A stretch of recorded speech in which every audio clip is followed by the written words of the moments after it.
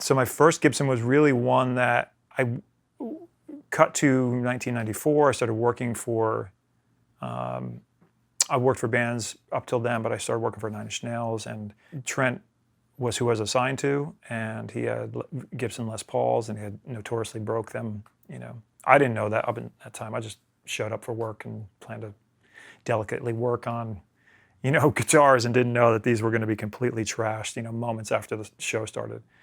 And so my main guitar is the first guitar I worked on for him. And after I worked for the band for about 1.5 years or 2 years or so, and at the end of the tour, he let me kind of take home. He said, pick 2 or 3 guitars. I picked 3 to take home with you. So I picked this one, my favorite main guitar that I still have, and it's the first guitar that I worked on for him, and it's been really the only guitar for the most part that I've played on most of these records. So this is I think it's a 1960s reissue, built in 91, I believe.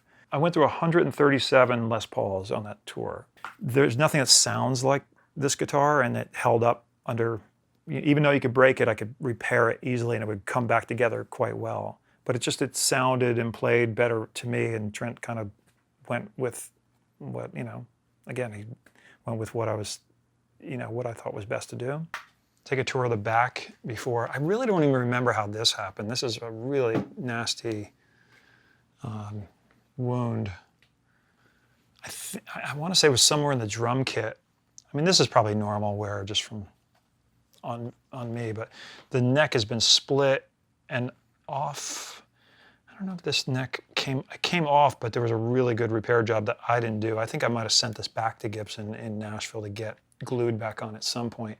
But the story with this guitar, so when I was working for Nine Inch Nails, the very first thing I did, I burned it accidentally. I put it down on my table to change the strings, and I put a soldering iron down, and it hit this little part of the paint, and it just took that off, and this neck got ripped off. The headstock got ripped off this guitar that first time out, and it got taken.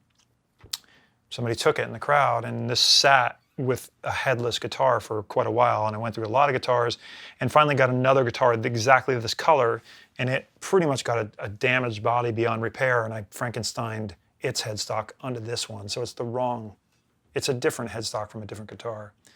And if you can see, it's really terrible.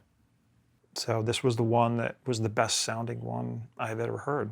So I don't know what it is about it. You know, there's something about the way, I guess, the wood is where the tree was at when it was cut, you know, how dense it is, how light it is. I mean, I can't say that heavier is better or lighter is better. It's just, this one I would say is right in the middle.